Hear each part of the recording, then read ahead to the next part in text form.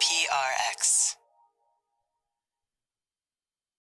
Ladies and gentlemen, boys and girls, and friends beyond the binary.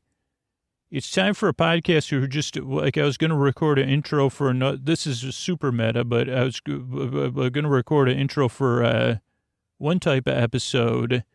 And then I just thought, has there ever been a spinoff of This Old House called This Old Boat? And then I said, I don't remember one. And I said, well, better do an episode about it then. Because that sounds like incredibly like in Sleep With Me-esque. So probably at some point, like in the, 20 minutes from now, I may be talking about This Old Boat, but I'll probably talk about it sooner, and then I'll go off top. You see, you never even mentioned boats or old boats at all, Scoots. And I'd say, Scoots, what's your favorite old boat? And I'd say, well, the boat in Falcon and the Winter Soldier, but I wanted to see it, a lot of people said, well, I want that Bucky cut with Bucky and Sarah, but I want to see the boat cut. Like, I want to see that boat, like, out in the ocean or the harbor, please. And I wanted to see if it was named or renamed to something, because I say, well, I have a couple ideas from the arc of the season. So anyway, but what am I talking about? It's time for Sleep With Me podcast to put you to sleep. Hey, everybody, as we change over years here, I'd love for you to consider getting some of the amazing bonus content we have on our Patreon. There's ad-free episodes, no jingles, no thank yous. There's story-only episodes. Either one, you get both of those at $5 a month. $10 and $20 patrons get 5 nights of content a week. We've been voting on all this new bonus content we're putting out. There's supersized episodes. There's special episodes from Ray, Fearless Flyer episodes, Great British Bake Off facts. I'd love for you to get some of that sweet, sweet bonus content. If you listen to a lot of Sleep With Me, you get a lot out of it. But you see, well, I love all intro episodes. Oh, wow. Those come out twice a month for $10 and $20 patrons. If you love Ray, you love Fearless Flyers, sign up. You get a lot out of the show. Look at the $5, $10, or $20 levels. See what interests you. If you're in a position to do so and you want more, or you want that ad-free, smooth experience, or maybe you just want to listen to the stories, or you just want to listen to the intros, or you listen all night long, especially if you listen to a lot of episodes. Not only are you already getting a lot out of the show, this is a way to pay the podcast back for that. It's a little bit smoother with our supersized episodes or story-only episodes to make an all-night playlist. You don't have to worry about any sponsor stuff or anything like that. And that's just by giving back to the show for what it gives for you. If you're in a position to do so, sign up, sleepwithmepodcast.com/patron. Get some of that sweet, sweet bonus content. Sleepwithmepodcast.com/patron. And here, you can listen to it in almost every podcast app. We're like right next to the free version of Sleep With Me. You could be listening to both feeds. A lot of patrons do that. And you can do it all. Sleepwithmepodcast.com/patron. If you become an annual patron, you get a little bit of a discount. Thanks so much. And happy changing of the year, everybody. All right, everybody, it is time to talk about tonight's sponsor, Helix Sleep. And it's a new year. I think it's time for a new mattress. Think about that mattress you're in right now. How long have you had it? Well, I have a bed I love. It's the Helix Dusk Luxe. I got it through the quiz. I got matched with the perfect mattress for the way I sleep. You could take it at helixsleep.com/sleep. Helix has a quiz that just takes 2 minutes to complete, matches your body type and sleep preferences to the perfect mattress for you. I mean, why would you want to buy a mattress made for someone else? With Helix, you're getting a mattress that will be perfect for the way you sleep. And everybody's unique. Helix knows that. They have several different mattress models to choose from. Soft, medium, firm mattresses. Mattresses great for cooling you down if you sleep hot. Mattresses great for spinal alignment to prevent morning aches and pains. And the Helix Plus mattress for plus size sleepers. And like I said, when I took that quiz, I got matched with the Helix Dusk Luxe because I sleep on my side, I sleep on my stomach, I sleep hot, and that mattress fits me perfect. So if you're looking for a mattress, you take the quiz, you order the mattress you're matched to, and the mattress comes right to your door, shipped for free. You don't have to go to a mattress store. Helix is awesome, but you don't have to take my word for it. Helix was awarded the #1 best overall mattress pick of 2020 by GQ and Wired magazine, and Helix has been recommended by multiple leading chiropractors and doctors of sleep medicine as a go-to solution for improving sleep. And like I said, go to helixsleep.com progressive.com/sleep. Take their 2-minute sleep quiz and they'll match you to a customized mattress that'll give you the best sleep of your life. They have a 10-year warranty. You get to try it out for 100 nights risk-free. They'll even pick it up for you if you don't love it, but you will. Helix even has financing options and flexible payment plans, so a great night's sleep is never far away. And Helix is offering up to $200 off all mattress orders and 2 free pillows for our listeners at helixsleep.com/sleep. That's HELIX sleep.com/sleep. Thanks, everybody. Sleep With Me is brought to you by Progressive. Have you tried the Name Your Price tool yet? It works just the way it sounds. You tell Progressive how much you want to pay for car insurance, and they'll show you coverage options that fit your budget. It's easy to start a quote, and you'll be able to find a rate that works for you. It's just one of the many ways you could save with Progressive. Get your quote today at Progressive.com and see why 4 out of 5 new auto customers recommend Progressive. Progressive Casualty Insurance Company and Affiliates. Price and coverage match limited by state law. All right, everybody. It is time for the Sleepy Supporter Zone, the one part of the podcast where I pop my peas, if you please. I thank the listeners who supported the sponsors. That's how I'm able to be here for you twice a week. And I'm looking for people starting this year out who have supported the sponsors. This is really how we come out free twice a week. Hopefully we get more. We got, 430 free episodes in the feed at this point, but that's because of those of you that took action, supported the sponsors, shared with me on social media, sent the sponsor letter, amplified your actions, and really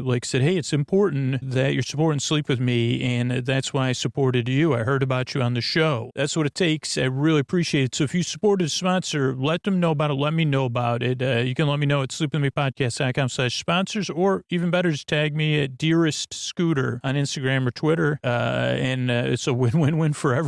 I really appreciate it. It's also about you getting the support you need. If you have extra needs right now, there's links to resources in the show notes you could connect with. It's about being a member of our communities and saying Black Lives Matter, saying stop AAPI hate, saying let's be a part of positive change with our actions. There's links to resources you could connect with in our show notes. It's also, I'm looking for organizations that have impacted you, whether it's because you're a part of them, you're supporting them, or they've supported you over the past few years. So if you have an organization in mind, let me know about it. Reach out to me through our website or tag me on social media or connect with me there. But you can always get me through the contact page that goes straight to my inbox on our website. So I really appreciate it. And that is the end of the Sleepy Supporter Zone. Oh, Mystery Bard, a lot of people help out on the show. Who are they? Chris Posty Poster Son sounds like an earful. Wrote the theme song. Edits episodes. Carl W. the Legend. Also edits episodes. Ashley, Kenny, Scotty, Jennifer. Runner. Eric and the team at Astound on the website. I am the Mystery Bard. I do the lullabies, yeah. I do commissions at JonathanMann.net. I'll write a song for you.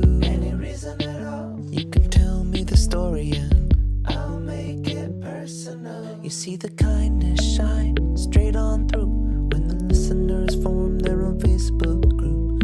Keith, Stacy, Sarah, Julie, and Jennifer. These are your moderators. Get support dear Scooter on Patreon. Buy the merch and support the sponsors. You can find anything you want at sleepwithmepodcast.com. And we're so proud that we could dance. Rusty Biscuit, Lois, Anna like banana.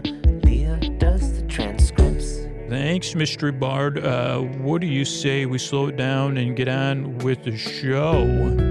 Hey, are you up all night tossing, turning, mind racing, trouble getting to sleep, trouble staying asleep? Well, welcome. This is Sleep With Me, the podcast that puts you to sleep. We do it with a bedtime story. All you need to do is get in bed, turn out the lights, and press play. I'm going to do the rest. What I'm going to attempt to do is create a safe place where you could set aside whatever's keeping you awake, whether it's thoughts or feelings or physical sensations, so things on your mind, maybe from the past, the present, or the future, or that are just, they're popping up. It could be physical sensations, it could be emotions or feelings, it could be a change in your schedule or your routine. or your work, or you maybe just work a second or third shift, or one of the many other shifts I've invented. Whatever it is, it sounds like you're here because you need some company in the deep, dark night, and that's really what I'm here for. I'm here to keep you company. I'm so glad you're here, and to take your mind off of stuff while you fall asleep.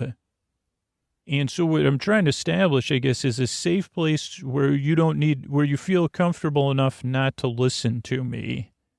And believe me, if you listen to me for more than 5 minutes, you say, oh, wait, you're right. I don't really need to. And I'd say it's fine, because your first reaction might be, well, he's not making any sense. Should I listen till he starts? And I say, no need to listen to me at all. You can listen. So here's the thing. I got this safe place. I'm going to smooth it. I'm going to pat it. I'm going to rub it down. Then I'm going to send my voice across the deep, dark night. I'm going to use lulling, soothing, creaky, dulcet tones. Creaky, dulcet tones, a little bit different than what you expect. They may take some getting used to, but for the regular listeners, they say, okay, I did need something a little bit different. And you say, Scoots, that's you're more than a little bit different. And I'd say, yeah, aren't we all? Oh, so shall we all, or whatever so say we all are a little bit different, and that's so good. You pointless meanders, superfluous tangents. It means I'm going to get mixed up. I'm going to use filler words, go off topic, keep rambling, get lost in my own ovular logic. They called it circuitous logic, but I said mine's more ovular, or ellipsis. Like I say, is that an ellipsis? Did my brain just go in an ellipsis? And they say, no, when I think that was an eclipse. I'd say hardy har brain. So if you're new, I want to give you some information up front, because it's my job to kind of earn your trust and to make you feel comfortable. So if you're doubtful or skeptical, first thing first, that's totally normal and should be expected. I'd say bravo, because you've probably been tossing and turning and tried other stuff. And, it's vulnerable listening to a sleep podcast. Now, I will tell you, this podcast does not work for everybody. Probably doesn't even work for the majority of people that try it, but I really do hope it works for you. There are a lot of other sleep podcasts you could check out at sleepwithmepodcast.com/no thank you. But I can tell you, I've been doing this show, but when I record this I've recorded over 1,000 episodes, and most listeners that became regular listeners over the years, since 2013, there's people that have been listening that whole time. They said, yeah, it took 2 or 3 tries for me to get used to you, or it took me listening once, strongly disliking the podcast, coming back a few months later, giving it another try. So just kind of see how it goes. That's one thing. And you say, well, that's really a way to sell your podcast. I say, well, it's the truth, right?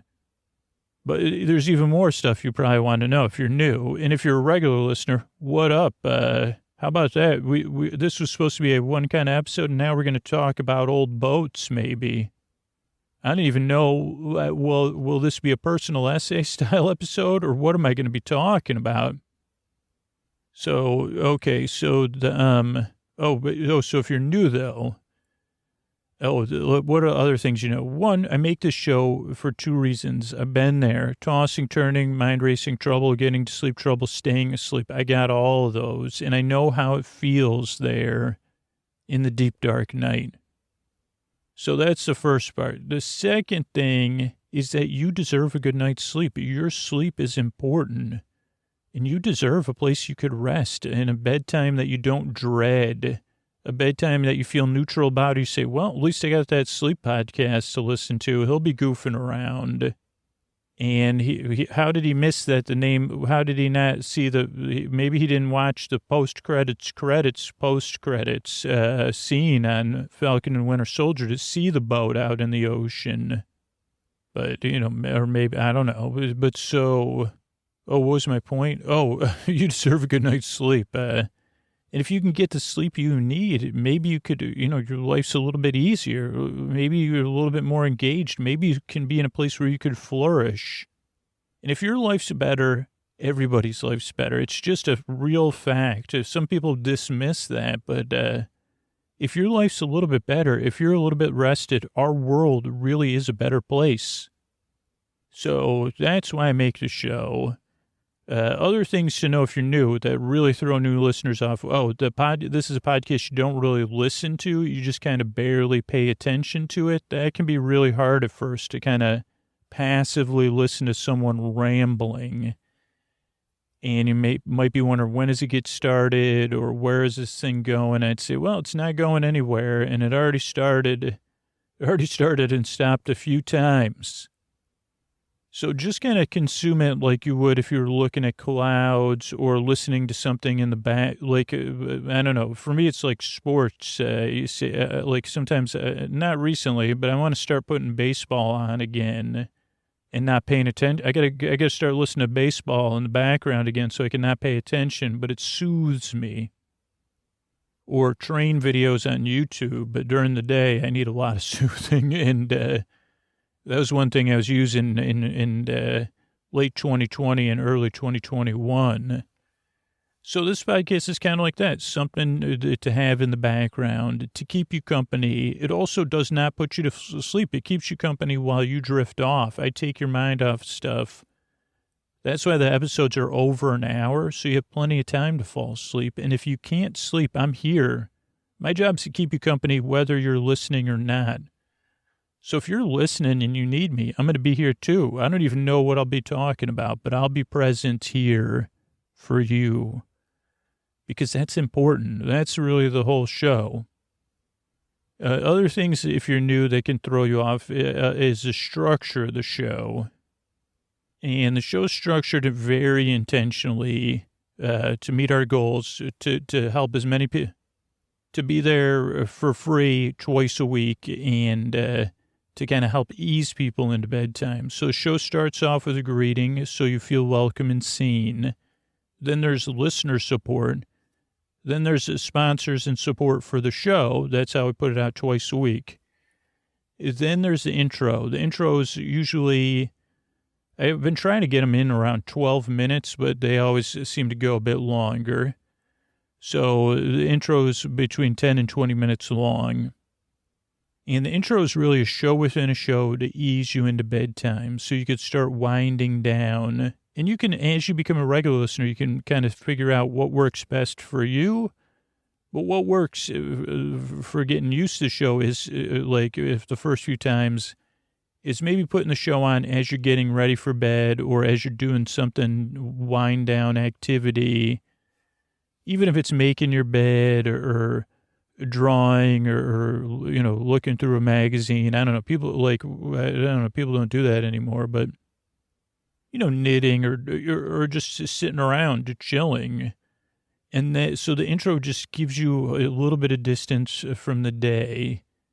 And I don't know, regular listeners, there's a small percentage of people that skip the intros. And then there's this percentage of listeners that fall asleep during the intros. But for the most part, the listeners are either in bed getting comfortable or doing something else to chill out and wind down. So that's why the intro is like 10 to 20 minutes long. The variety is just my inability to be concise and to go on rambles. You never know. I say, well, I could plan out 10 minutes and talk for 25. And that kind of serves the purpose of the show. That's where my natural skill set comes in of not being able to get to the point.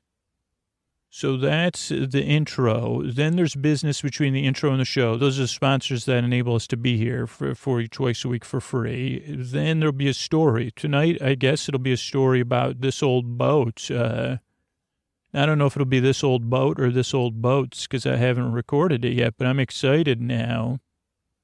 I don't know, like Bob V. Oh, I can't even say it. Bob V. You see, those are words I can't pronounce. Villa, right? Bob Villa? Like Bob Villa. I don't think people would say Villa, but it's Bob Villa. Villa? I don't know. Bob Villa. Well, so I thought that would be easier for me to say, but apparently my mouth can't say it. So that's easy to avoid. I said we'll probably be overusing that term, but not if we can't say it. So we'll talk about that, and then there's some thank yous at the end of the show. So that's how the show works. That's why it's here for you. And that's kind of what you expect. You're just rambling in a friendly voice in the deep, dark night to keep you company, take your mind off stuff. I'm really glad you're here. I really work hard on this show. You're a nice driver. I really want to help you fall asleep. And these are the ways I'm able to be here for you for free twice a week. All right, everybody. This is Scoots here. This came up in the intro. I did not expect this, but this is an episode that'll be called "This Old Boat." And even as I've been saying to myself for the past, I said, "What is this going to be about?" And I say, "I don't know." But there was a show that I didn't really watch. I saw it was satirized as a kid. It looks like it's still on the air. I'm going to read the Wikipedia article about it. It looks like it has a new cast. When I was a kid, the show was called This Old House. And Bob Villa was on it, Villa. And Bob Villa it was like one of those PBS. It was like similar to Rick Steves, but it was This Old House. Bob Villa was on it. I think at some point, like Bob Villa had was doing ads for True Value and had like Bob Villa brand stuff at True Value. But oh wow, Bob Villa hasn't presented it since 1989. Then it was Steve Thomas from 89 to 2003, Kevin O'Connor 2003 to present, and different stars of the show. Honestly, I've never owned a house, so I've never really watched the house. In my entire adult life, I've never even, really realistically thought about owning a house. I mean, even kind of, I've always lived in the Bay Area, so it's just been something I've been like, well, it's probably just not for me.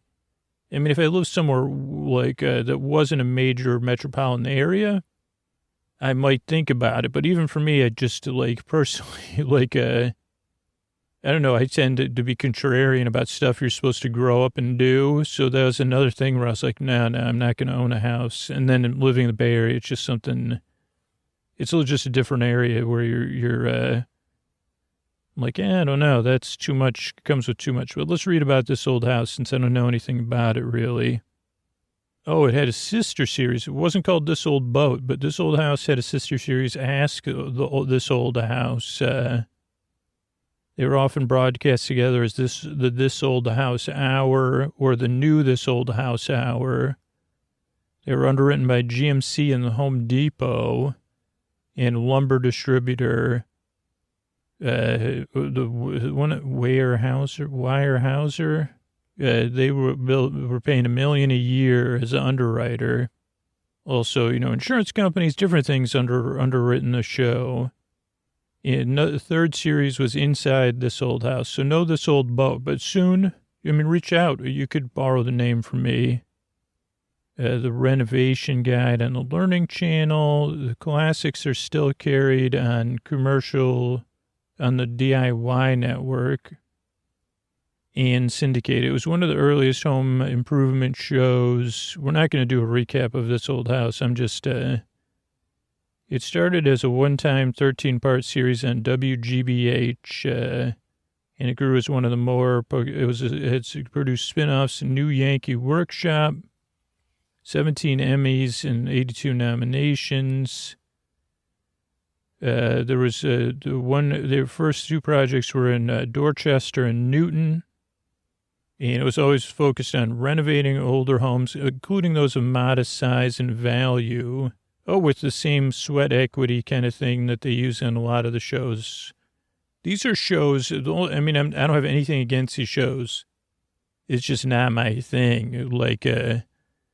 But I do watch them on other people's screens on airplanes. I tend to watch a lot of that, like Property Brothers on airplanes, but when other people are watching it. Is that the show Property Brothers, I think? But that goes for other genre shows. Shark Tank, I've never seen it, and there's other shows like that. I did watch one episode of Shark Tank recently. I think that's by accident. I don't even know how I accidentally watched that, but usually I watch those on airplanes as well while other people are watching it. I watched one, it wasn't Shark Tank, but it was something like it where this was like 4 years ago. And then I started watching it because it was on demand on the plane because they were working with key lime pies. Anyway, shows you watch on airplanes, watch other people watching.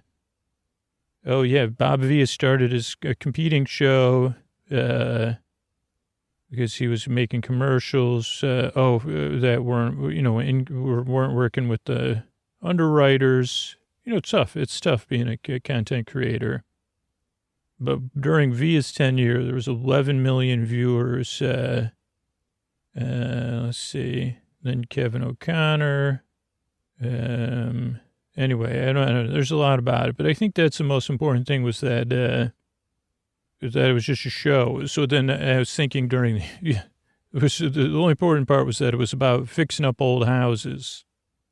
So then I thought of like this old boat, like I said, and I said, well, here's the thing. I don't know anything. I don't know anything about fixing stuff or remodeling stuff. I mean, for me, remodeling would be like getting enough stuff off the floor to vacuum. That's like that's like a heavy duty sweat equity remodel where I live. But it got me thinking, this old boat sounds nice. That sounds like a show I would probably not watch either. And then I thought of Falcon and the Winter Soldier because they were working on an old boat, and I enjoyed that too. Though I did again. I think I said it maybe in the intro of another episode. I would have liked to see those two or the whole fam out on the boat on the water, like that cut of the episode. So anyway, if you want to put me in touch with whoever's in charge. Malcolm Spellman is in charge of it. One of the great TV show runners and guests of Script Notes podcast. Script Notes, not Script Notes. That's a different podcast. But so what was my point? So okay, so I was thinking about this old boat, right? And I had a couple days to think about it since the intro, because I said, well, what would we do it about? And then I said, part of me was like, oh, let's do something fantastical. But then I said, well, we could do like a personal essay style one and see where it goes. Because of the boats, like the boats that I've encountered in my life. And then I started thinking about it. I said, okay, so let's start with, we've never been a big boat family. But after I said that to myself, then I started thinking about the boats in our lives. These are the boats of our lives, like boats on an hourglass lake. And those are all old boats. So I said, okay, this old boats, these are the boats of my past. And we will have to go with a broad definition of boats, if that's okay with everybody, which I think hopefully it is. And we'll take a little journey here, and there'll probably be other boats that bob right up out of my subconscious. And I think the boats should be split, at least initially, into what I can remember and particular lakes. And I guess you can't really talk about Syracuse, Central New York, lakes without talking about Onondaga Lake, which hopefully one day I will take a boat out on.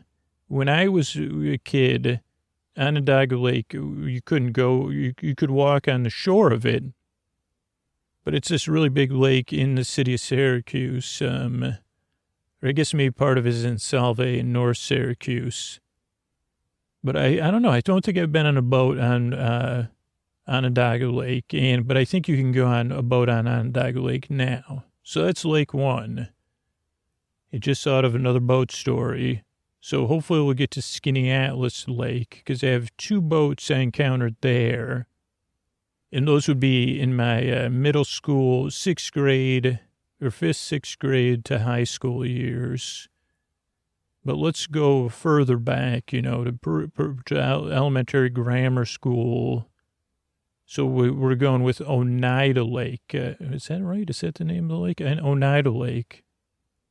Now, Oneida Lake runs kind of along the New York State Thruway, and it's a bigger lake. It's still very close to the city of Syracuse. On the outskirts of Brewerton is a lake.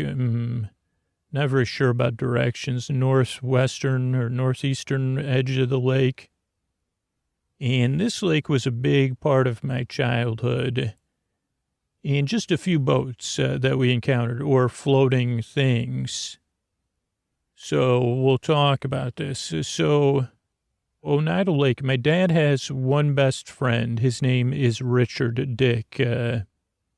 He goes by Dick and Ann. And Dick and his father, when I was a little kid, would normally have a boat. And once a year, in a motorboat, like a boat you see, not like a yacht, no yachts in this story, but like the kind of boat you take out on that you would go fishing or water skiing on. Not that there was any water skiing, though I would always fantasize about it until eventually I did, but I didn't need to anymore. But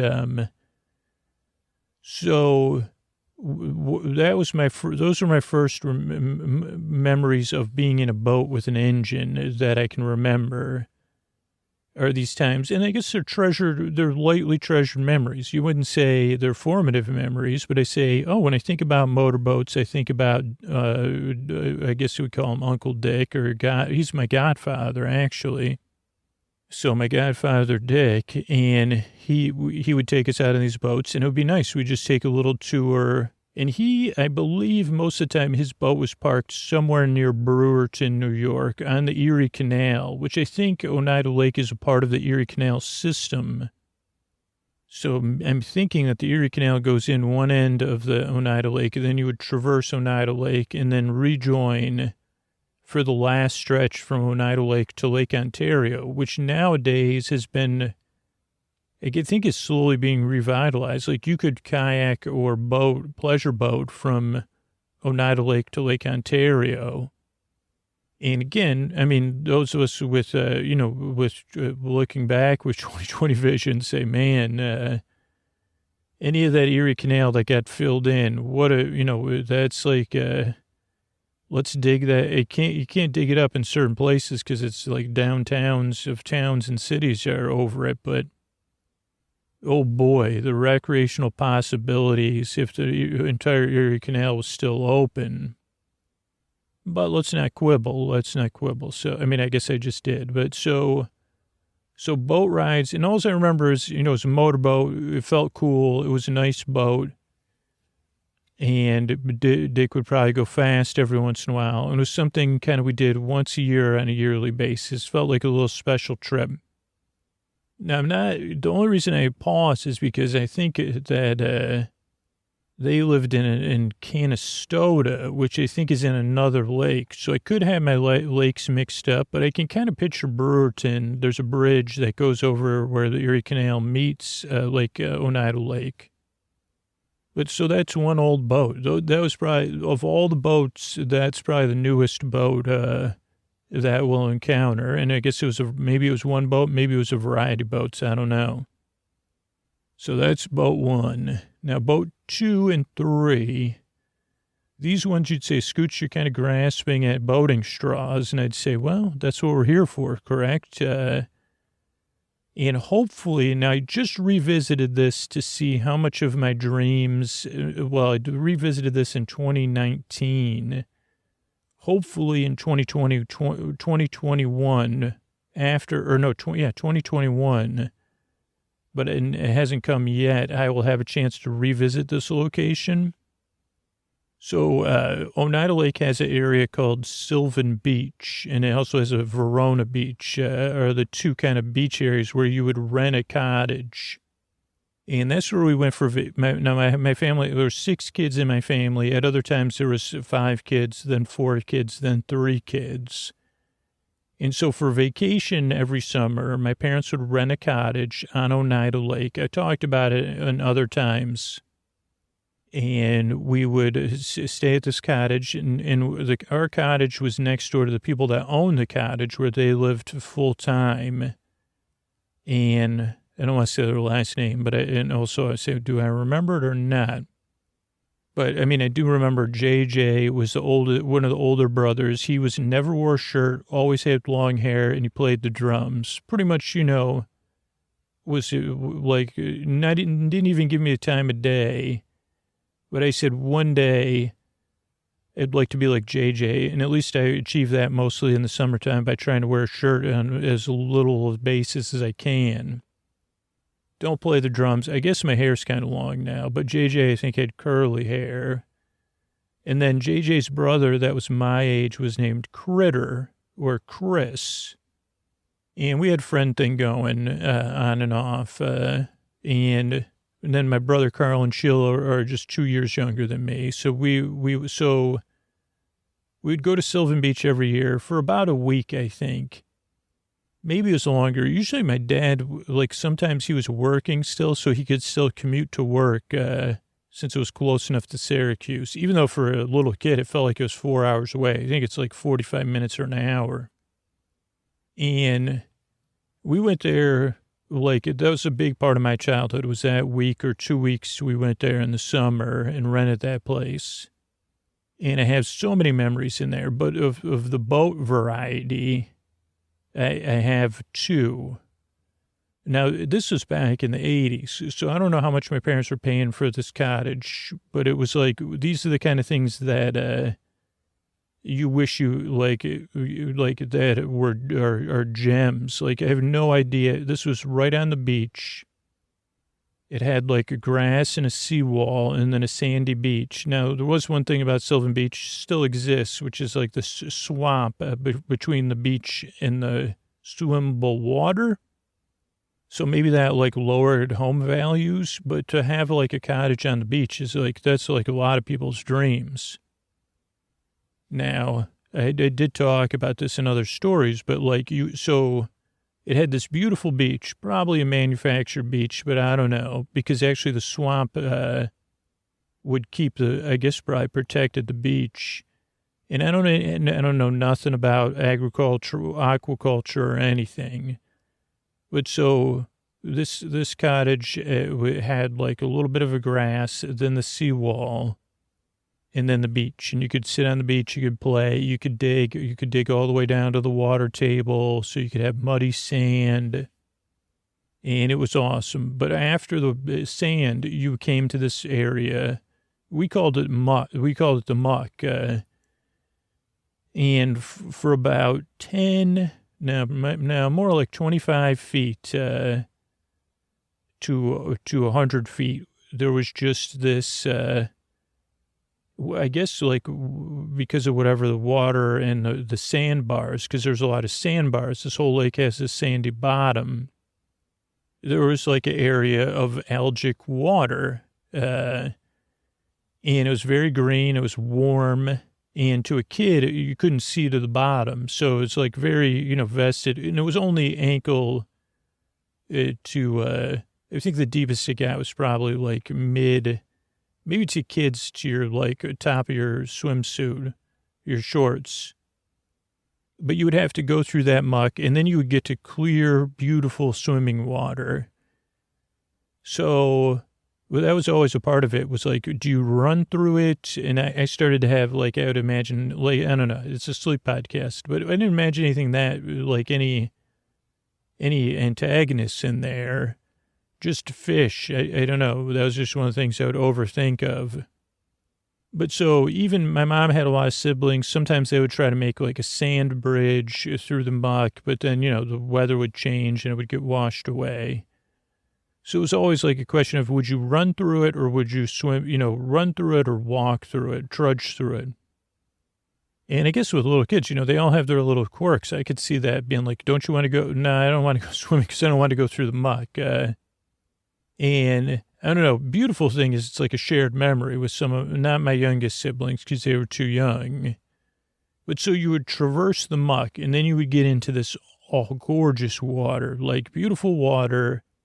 Like a very sandy bottom, clear water, the wave action, never had big waves, again, because they weren't crashing on the shore, but some good, water motion. And then there usually be a couple sandbars, like you could discover as you were like, just playing around. Like, especially I was a little kid. So then my older cousins or aunts and uncles, they'd go out deeper and they'd be like, hey, there's a sandbar all the way out here. So you'd go out there. And out there on the stretch of shore we were on, and I don't know who owned it. I don't know if it was the people that owned the cottage that we were staying at or it was someone else. There was always a dock out there, but I always associate docks now with something latched to the shore. So you could call this a raft. It was a wooden square, and I think it was painted red. So it was sanded, it was painted. Maybe at one point it was painted green and it got painted red. This is my vague memories. And it had an anchor, so it was anchored to the ground. And I don't know what was making it float, like barrels or something. And it was it was big. I would say, like, it was big enough for if you were adults, like 3 or 4 adults could go out there and lie next to one another in sun. But and all it was a big square, wood planks. There was probably a ladder to get out of the water, but usually you just push yourself up on it. It was fairly stable. And mostly all you did was go out there and jump off. And because it was sandy bottom, I mean, you would make sure. I never thought about moving it or who owned it or any of that kind of stuff. I mean, a couple of, things where you wanted to make sure you didn't jump on the side with the anchor rope. So you wanted to know where the anchor rope was all the time. And yeah, you would jump off. My dad did tell me that that's like one of the places I learned to swim. And that was very much like movies. If you were old enough to swim out to the dock without help, and then you were like, we took swimming lessons at the public pool in Burnett and Park in Syracuse, New York. That's where I technically learned to swim, or Onondaga Park. I guess partially, Burnett Park and Onondaga Park, the same thing? No. So I guess I took lessons at both of those parks. Yeah, you're right. Those are 2 different parks. Onondaga Lake Park, so through Syracuse Parks and Rec is how I really learned to swim. But so that raft was, that was one of our first boats. And yeah, we just spent a lot of time out there, jumping on and off and hanging out. And the older kids would be there, like my older cousins or older aunts and uncles. And I don't know, that was just a boat. Like, there's not too much else to say about it. I mean, talk about how lucky I am to have that's an archetypal thing. To have a raft that I got to experience. Like, I'm really grateful for that. And nowadays they have similar stuff that's inflatable. Like, you can get one of those inflatable islands or like even a giant foam pad. The difference of those things is you can't anchor it. And it's not made of wood, but it can't really have it on a lake that gets a lot of waves or action. Like, this was a fairly calm lake in the summer. And I don't know if in the winter they just left it out there and it froze or they brought it in. So that was one thing. But also, another reason why this is such a treasured memory is that within walking distance, and I would say a 20-minute walking distance from where we rented our cottage towards the town of Sylvan Beach. And I guess I missed it. Luckily, like as a young adult, I guess this town of Sylvan Beach had quite a reputation as like a rowdy town. I don't know if it still does. Like if you're between the ages of, 18 and 35 to really go and blow off steam. But I never went there for that. But so if you headed towards the town of Sylvan Beach, but besides those establishments where people would go blow off steam, I guess there's like a diner. Well, I don't guess, and I forget the name of it. I think it's like named after a gentleman or something. And we ate there in 2019 when I forced my family to go there. I begged my daughter, and then we begged her grandparents, and I said, I'll drive both ways. We got to go there. I have so many dreams and memories about this place. I got to do research. And it ended up that I didn't do enough research before we left, but you'll hear about that in a second. So there's this famous diner, and they're famous for their cream pies. So we did have a good banana cream pie and a coconut cream pie there, maybe even a chocolate cream pie at this diner. And I think as a kid, we really didn't eat out much, so because we had 6 kids. So I don't know if we maybe ate there once or twice. But what it was more also known for is it had a small I guess you'd call it an amusement park, but that's a little bit glamorous to call it an amusement park. But as a kid, it seemed like the greatest place in the world. And it had a playland, what do you call that, with the rubber balls game? Funko? No, it has it's a game where you roll the balls, you try to get them in a row. They had one in San Francisco for a long time on Market Street that closed down.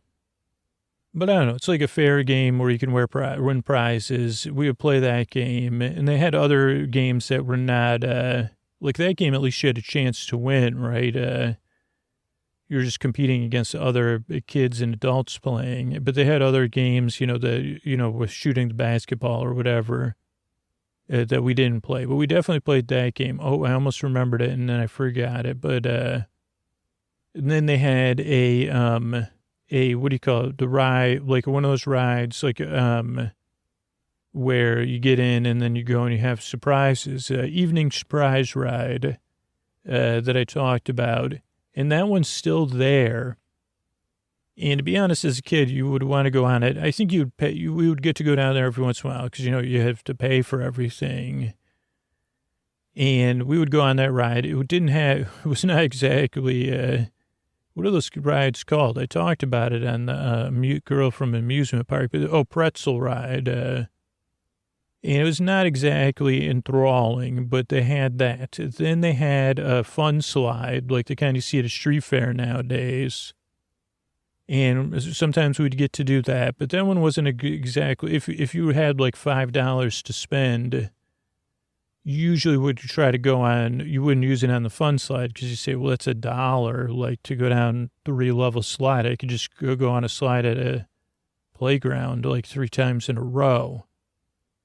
So they had that. They had the bobsled spinning around, go fast ride, which probably we would do, and maybe they added that on. At one time, they had a fun house, and then, some stuff they lost, like in the fun house, that was pretty cool. Like, I remember that would be a highlight, and maybe it was more expensive, because I don't remember doing it more than once a year, but it had the thing you go through, the spinning, room, and the mirrors and stuff, and then I think they also had a more advanced evening adventure house, a house of evening adventures around the house, that was open all the time, but, themed towards the Halloween season. And I don't know if we ever went to that, but I thought, that one ended up, that one went away too. But so the pretzel ride, the fun slide is still there. The bobs are still there. Maybe they had a small, a tiny Ferris wheel. They had food and drinks. So I don't ever remember eating food or drink there. And then they had a couple kiddie rides. And so at first we went there for the kiddie rides. And there was a kiddie ride where you got to ride a fake motorcycle that was just attached, it was all it just went in a circle. It was attached to, there was 2 motorcycles. It was basically a carousel. And then they had one that was a boat ride. So this is boat number 3, this old boat. And the boats were painted in blue and red and yellow colors. I think they were wooden. They even had you could pretend you were even though it's just you were sitting in a boat, it had a steering wheel and maybe a little a finger cannon with a sound effect. But it was just a carousel ride. I think they also had that same version of that ride in a plane version. So that was boat number 3. And so in 2019 I went there and I said, please, can we go there? I think I was begging for a while. And there was one day where it wasn't raining And I got I broke my parents down. I said, please, can we just drive there? It will drive both ways. I'll pay for the gas, please, please, please. So the day I didn't happen to check the website, and because, this was even in 2019, they were only open, the like amusement park thing was only open like on the weekends or something. So hopefully I'll return and get to ride some of the rides. I mean, that's on my goals. Hashtag dream big, but it is cool. I mean, I really feel full of gratitude that some of this stuff still exists in some manner for me to go exploring and to bring my daughter along, because it's not so much nostalgia for me as like an investigation into reality. I don't know if you ever feel that way, but it's not like, oh boy, I want to go and have my daughter ride that same boat I rode. I just am like, I guess it's like where the simulation thing, it's like, was any of that real? What does it look like now? And I don't know, I have fun with like that when you see something you were at and it looks different, but something looks similar. I don't know. I like doing that kind of stuff. Fascination. Is that what it was called? Those ball rolling rides? I think so. Those are called fascination parlors. So that's one round of boats. Now, this one's more embarrassing. I've talked about this on the show before, but it's been a while. So there's the Finger Lakes are famous in New York State, right? And, the Finger Lakes are a bit more, I don't know, like, if all the Finger Lakes are expensive, but they can be more expensive. So we never rented a house there. They're also colder, the water. And I think they have more full-time residents. But so I did get to go in a boat. I'm going to jump ahead to high school because my friend Marnie had a boat and they had a house on Skinny Atlas Lake. And one time her dad tried to teach me to, I think we were in high school. He wanted me to learn how to water ski.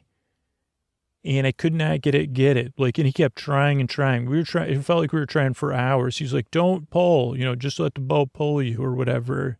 And every time I'd go down, and we must have tried, and I just couldn't do it. Later in life, I did eventually get it.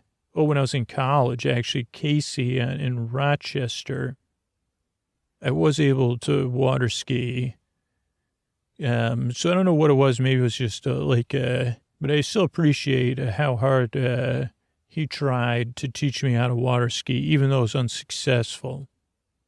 And maybe you've heard me talk about this. So I only went to summer camp once. Now, my sister worked at a summer camp. I don't know what lake that was on. She worked at a 4-H summer camp. And so some of my younger siblings got to go to that camp while she was working there or before or after. And there's a summer camp. Now, when I found out how much these summer camps cost, this was in 2018, I said, holy cow.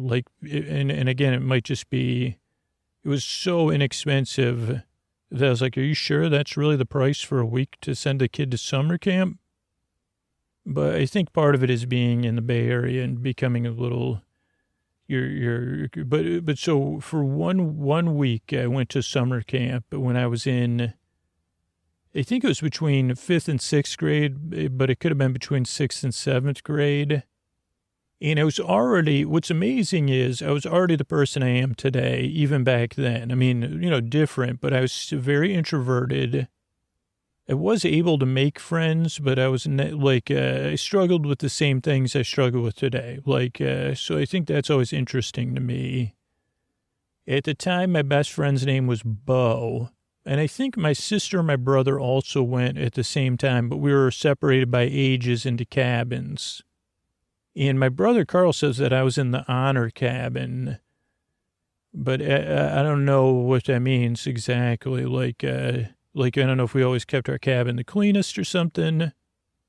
And that was a bit like the movies, but before I went, I'd watched this one movie with Bo over and over again about summer camp. So I had an incredibly fictional version of what summer camp was like. So, of course, it did not meet my expectations because I was expecting it to be like in the movies. It still was a great experience, and I appreciate my parents doing it. But one of the things, and this I talked about, but this is also a boat experience.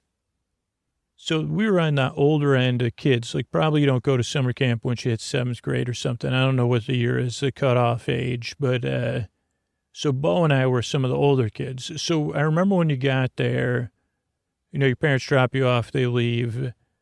At some point on the first day or a day and a half, you'd have to take a swim test so that you say, okay. And even then, swimming lessons were like a part of it. But if you wanted to be able to take out a canoe, you had to pass a swimming test, obviously, because they wanted to make sure you can swim, even though you wore life jackets and everything.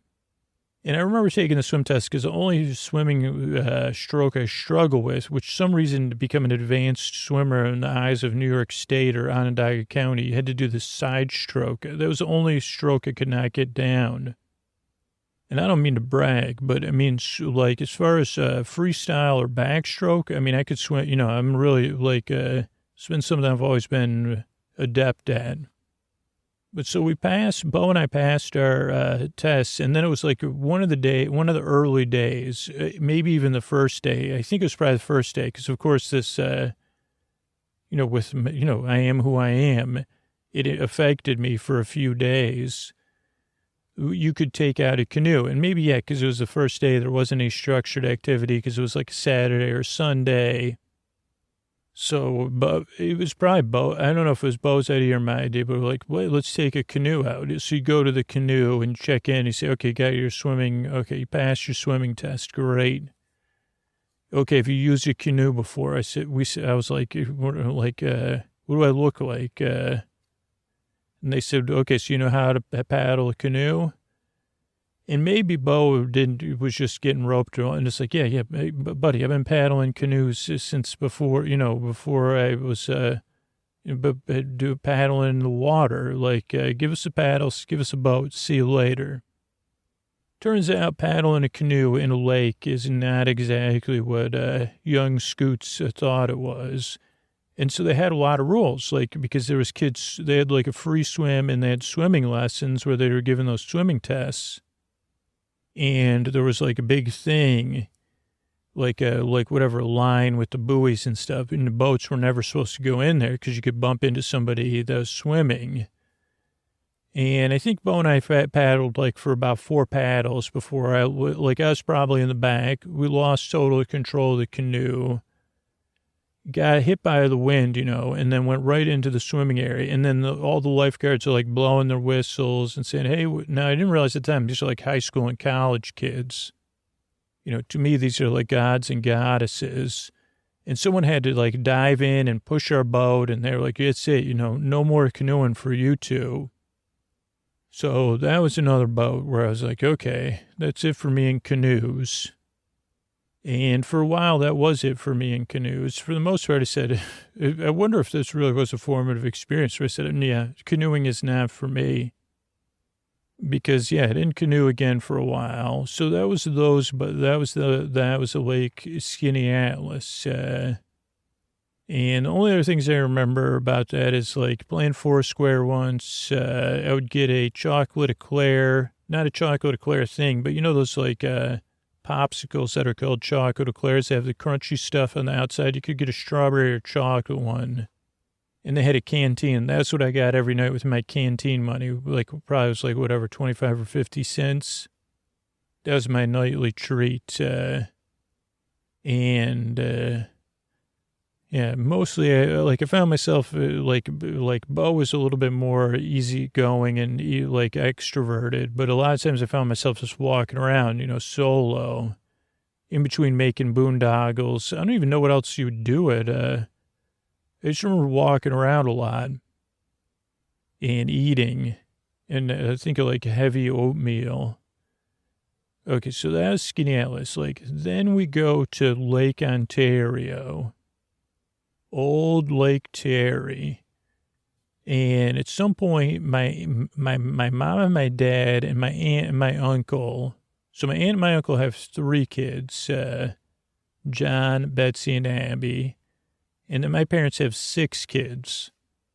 And my dad knew somebody. Oh, yeah, Miss Norm. My dad had a friend, Norm. Actually, Norm had a boat, too. So this is a little, maybe we would go out on a boat with Norm, too. And actually, one of his daughters was our second babysitter, a regular babysitter, Sarah.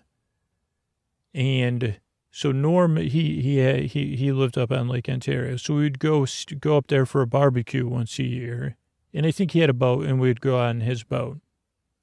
But the area he was in Lake Ontario, at some point, and again, you think about how things have changed, I guess. Like my parents and my aunt and uncle, like one of the places near Norm's, like a cabin, went up for sale, and they bought it. They like put their money together and they bought this thing. And I think whatever the price was at this point, I say, wait a second, you can't even it's like less than a year's rent in the Bay Area to buy a cabin on a lake. But so they bought this place, and we would go up there.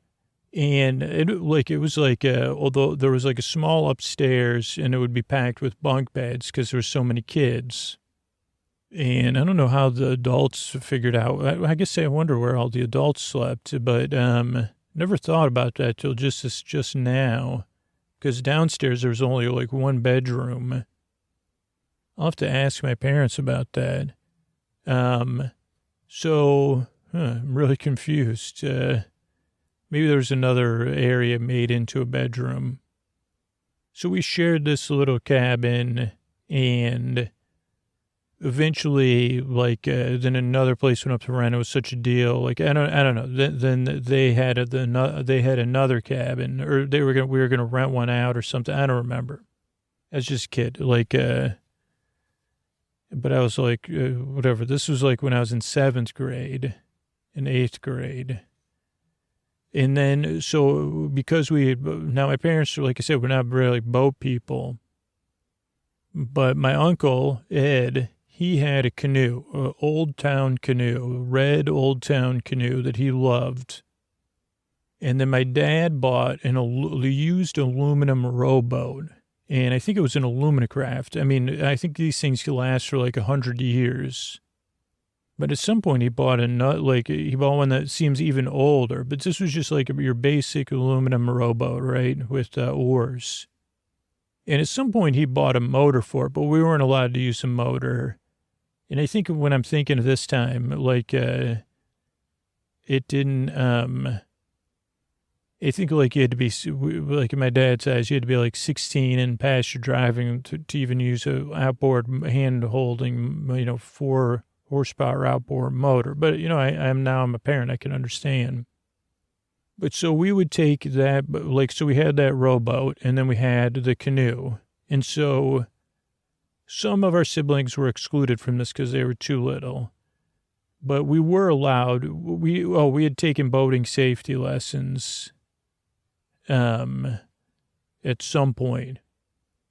And we all had swimming lessons, and we all wore life jackets. But so we were allowed to take these. I guess now I'm thinking about this. I'm like, this wouldn't fly with me as a parent. So my parents were much looser. But so we would take out the canoe and the rowboat.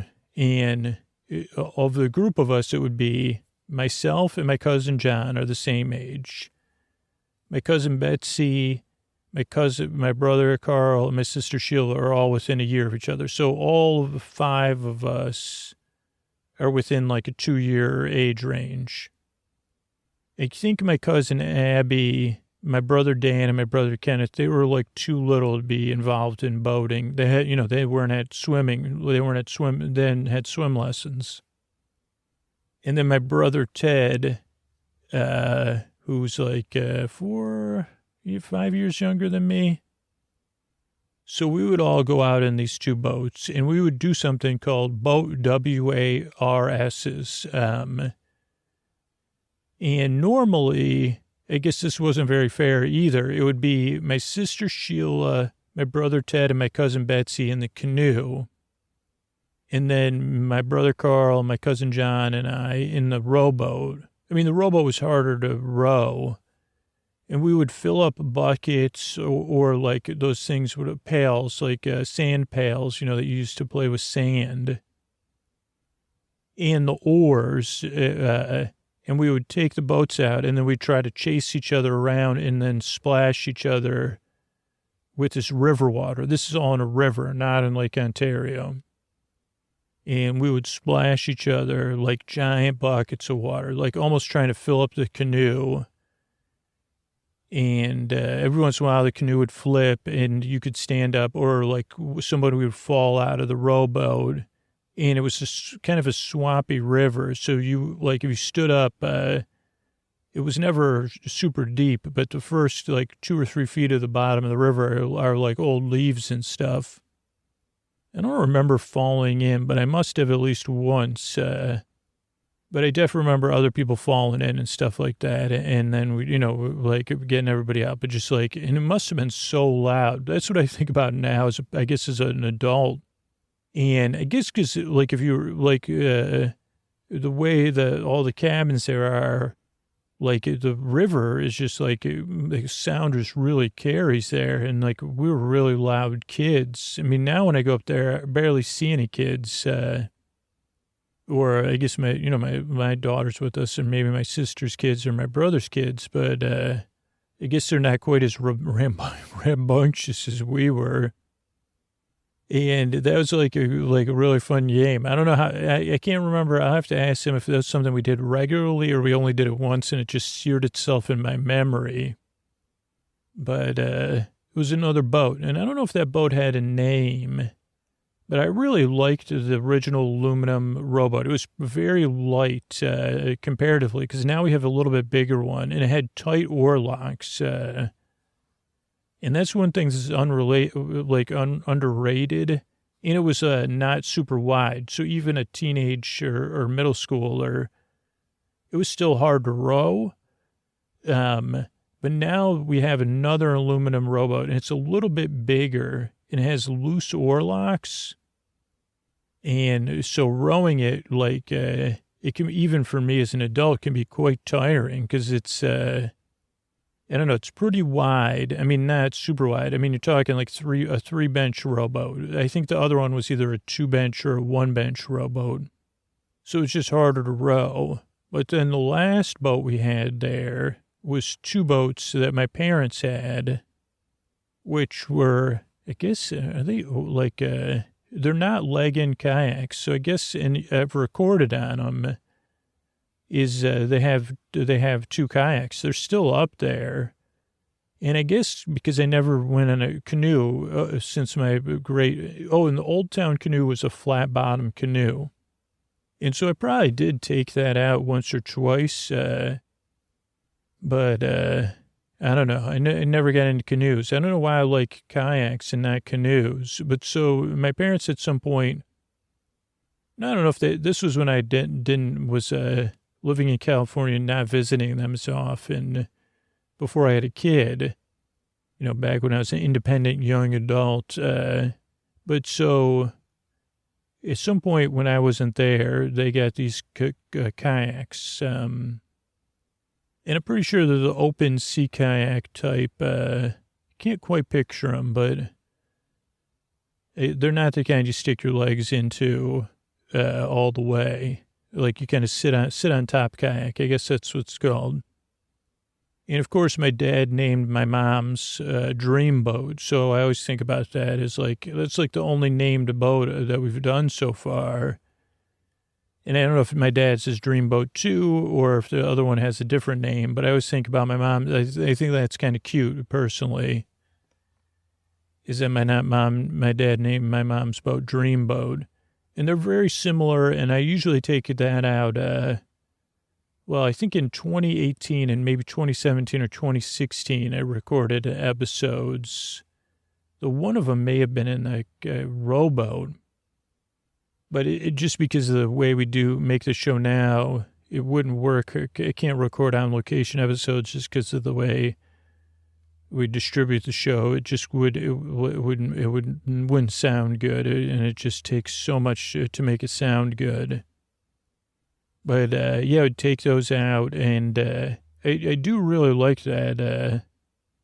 And then I guess a final boat I'll mention, well, two things. I did do an episode about this when we went down the Wiki Wachi. I wonder what year that was, that was in the 2016, 15, maybe 17, but it couldn't have been later than that. It was when my dad was in a musical and my mom was needing some extra help. I think she had a procedure, and my brother Ted and my brother Ken and I were all there. And yeah, we went down the Wiki Wachi in kayaks. I don't know if they're sit on top or sit inside kayaks. But then about 2 years ago, 2019, 2019, I bought a stand-up paddleboard. And I don't know what turned me around on stand-up paddle boards, but originally I was not into stand-up paddle boarding. Like, I saw it, I was like, oh, that's just a trendy thing. Why would you stand up? I mean, honest to gosh, my thing was like, why would you stand up when you could sit down? And then somewhere in there, I tried it, and the thing that blew my mind is that if it's warm enough for you not to have a shirt on and to jump in the water, like stand-up paddleboarding for someone that loves to swim is absolutely one of the greatest things. I mean, I know people do it for exercise actually I like it too because you have a little bit better view. It's a little bit active. But like for Lake Terry or even on a river, like stand-up paddleboarding is so phenomenal. Or, in the Bay Area, I'll go out on like a tidal canal. And I mean, I would like even to take it out, like to do some kayaking, even on like some, like not whitewater rafting, but like that, because I just love it so much.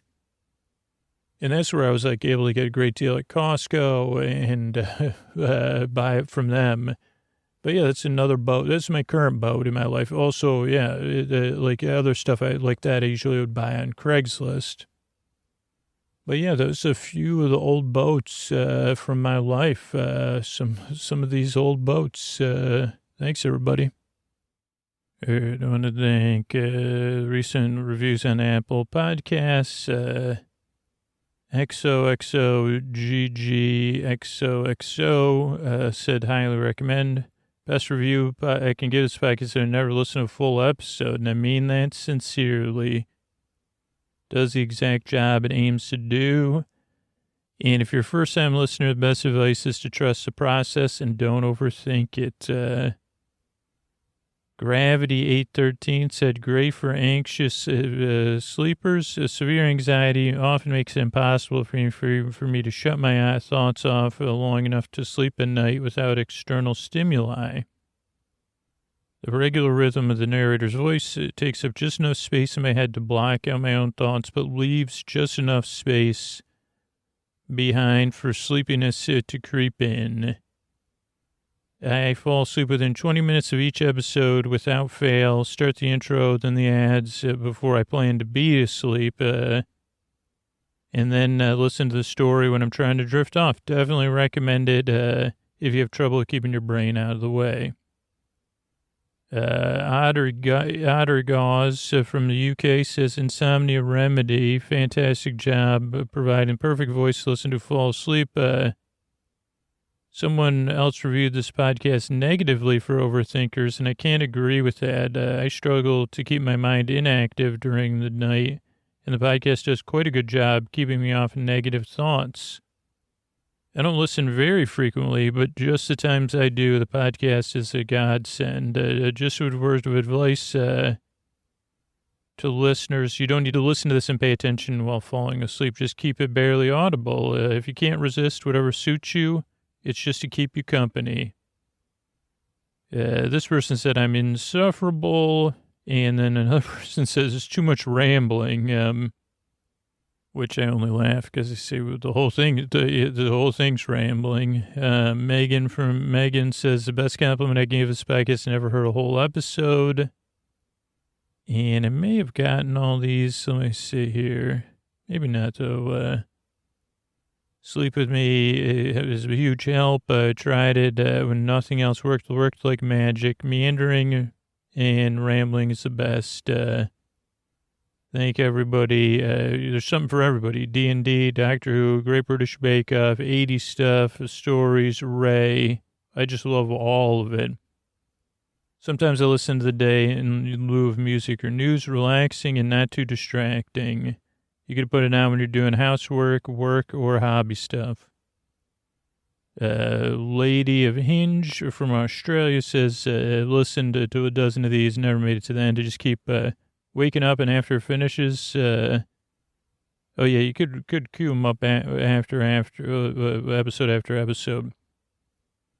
So yeah, that's it. Thanks everybody for taking the time to review the podcast. Sleep With Me actually exists because of listener involvement, whether it's on Patreon, supporting our sponsors, or helping grow the show by just spreading the word about podcasts or our podcast. But talking to people about podcasts in general is gigantic help for everybody. I mean, you don't even have to talk about Sleep With Me because Sleep With Me is such a small subset of even people that need help falling asleep. But if you help everybody in your life discover podcasts in a soft sell way, just say, hey, let me show you where it is on your phone. Hey, search whatever you're into. I know you love newts, Nana, so let's search newts together. I'm sure there's 45 great newt podcasts out there. The best one is probably the Scott Aukerman and Adam Scott you talking newt to me, but there's other ones out there too. So yeah, and here's a little bit about our referral program. Good night, everybody.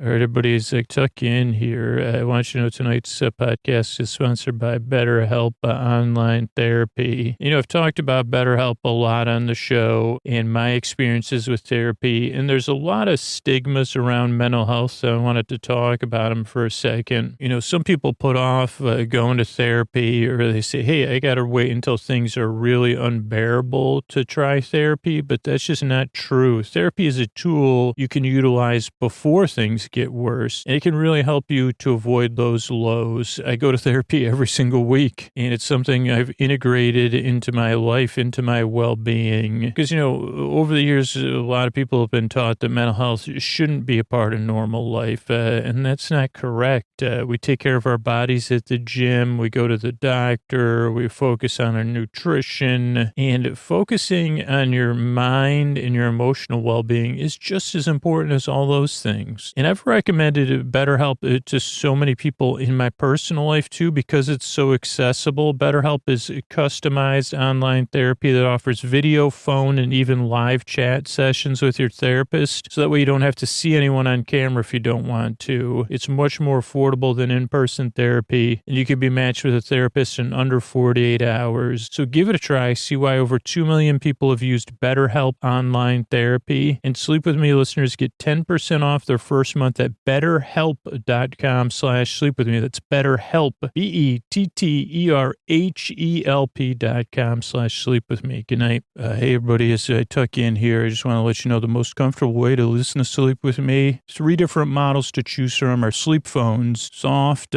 speakers inside a soft, stretchy headband, nothing poking you in your ear, nothing hard. You could get wireless version, Bluetooth version, and we have a bunch of different Sleep With Me branded versions at sleepwithmepodcast.com/sleepphones. And make sure to use our coupon code to save $5 at Sleep With Me. Go over to sleepwithmepodcast.com/sleepphones and you sleep with me. Thanks.